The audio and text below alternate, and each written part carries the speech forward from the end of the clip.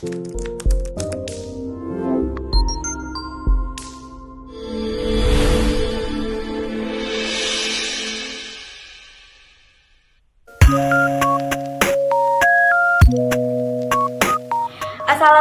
warahmatullahi wabarakatuh.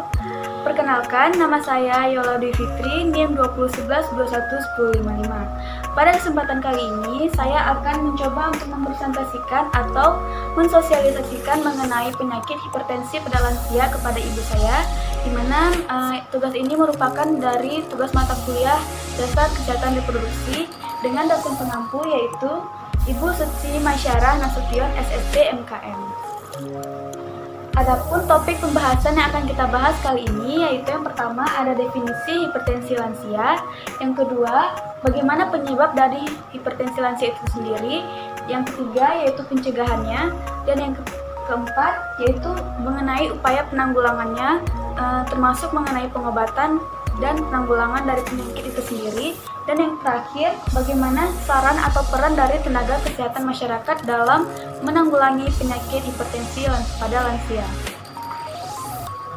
Baik, langsung kita masuk ke dalam materi yang pertama mengenai definisi hipertensi pada lansia. Hipertensi atau tekanan darah tinggi merupakan sebuah kondisi medis di mana orang yang tekanan darahnya meningkat di atas normal, yaitu berkisar antara 140 atau 90 mmHg, dan dapat mengalami risiko kesakitan atau kematian. Hipertensi dibagi menjadi dua jenis, yaitu hipertensi yang dapat diubah dan hipertensi yang tidak dapat diubah.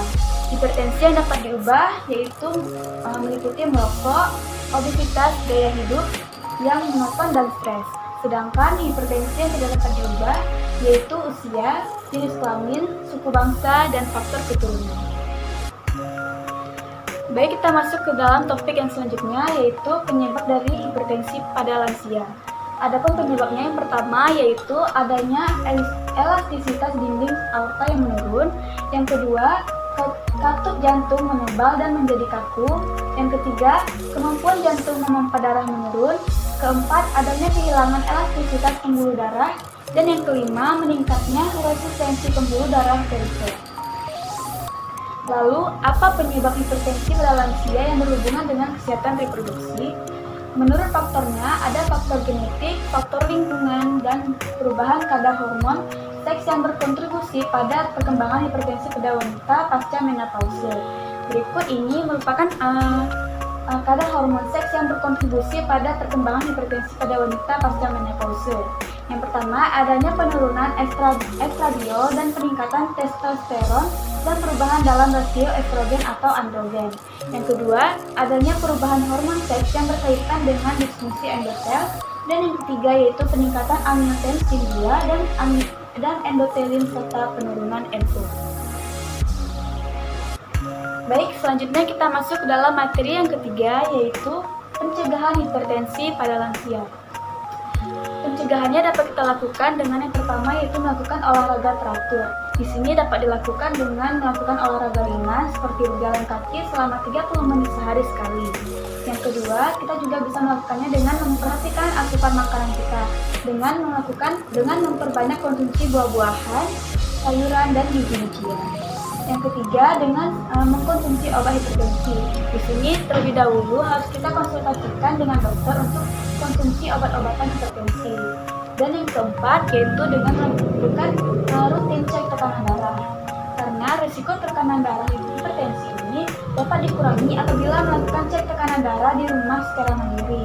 Oleh karena itu, kita bisa mengkonsultasikannya dengan dokter mengenai alat tensimeter yang sesuai dengan kondisi hipertensi pada lansia. Baik, kita masuk ke dalam materi yang selanjutnya yaitu bagaimana penanggulangan hipertensi lansia. Yang pertama, ada upaya mengatasi hipertensi lansia, ada dua upaya yaitu dengan melakukan terapi tanpa obat dan terapi tanpa obat. Dengan terapi tanpa obat, kita dapat melakukannya dengan latihan fisik, yang kedua dapat melakukan diet, dan yang ketiga dengan edukasi. Sedangkan dengan terapi dengan obat, dapat kita lakukan dengan tujuan pengobatan hipertensi ini tidak hanya menurunkan tekanan darah, tapi juga mengurangi dan mencegah komplikasi akibat hipertensi agar penderita dapat bertambah kuat. Obat yang dapat digunakan itu bisa seperti obat diuretika, penyekat beta, antagonis kalsium, atau penghambat ACE.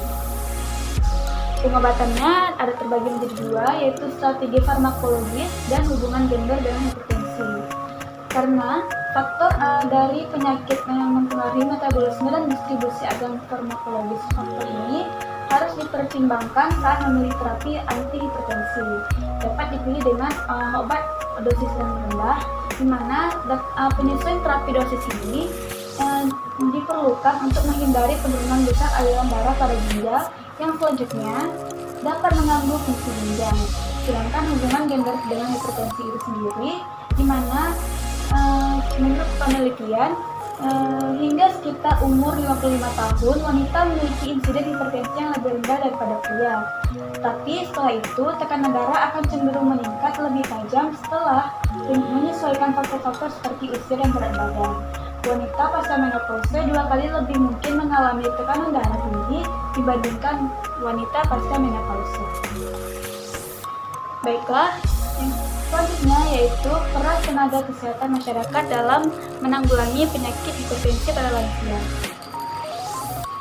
Adapun saran tenaga kesmas yang dapat diberikan yaitu dengan yang pertama dapat kita lakukan dengan merubah pola dan gaya hidup. Di mana di sini perubahannya dapat kita lakukan dengan penurunan berat badan, dengan mengatur rencana makan, mengurangi asupan garam pada makanan sehari-hari, dengan sering melakukan olahraga dan mengkonsumsi alkohol yang sedang. Kemudian yang kedua yaitu perhatikan asupan makanan. Di sini kita diminta untuk memperbanyak konsumsi buah-buahan, sayur-sayuran, biji-bijian yang utuh dengan mengikuti pedoman diet DAS yang dibuat khusus untuk orang-orang hipertensi termasuk pada lansia. Yang ketiga yaitu konsumsi obat hipertensi. Bila menerapkan gaya hidup dirasa yang cukup, dokter mungkin saja meresepkan obat hipertensi untuk menurunkan tekanan darah. Namun pemberian obat hipertensi pada lansia harus berhati-hati. Yang keempat yaitu dengan rutin cek tekanan darah. Mengecek tekanan darah secara rutin juga merupakan salah satu langkah mencegah untuk mengatasi hipertensi pada lansia. Sebaiknya dilakukan pengecekan darah tidak hanya dilakukan di dokter atau surat pelayanan kesehatan saja. Nah, berikut adalah gambar dari tekanan darah yang terjadi pada jantung dan kemudian mengakibatkan hipertensi pada lansia. Baiklah, sekian dari penjelasan saya kali ini. Semoga video ini dapat bermanfaat untuk teman-teman semua. Saya akhiri. Assalamualaikum warahmatullahi wabarakatuh.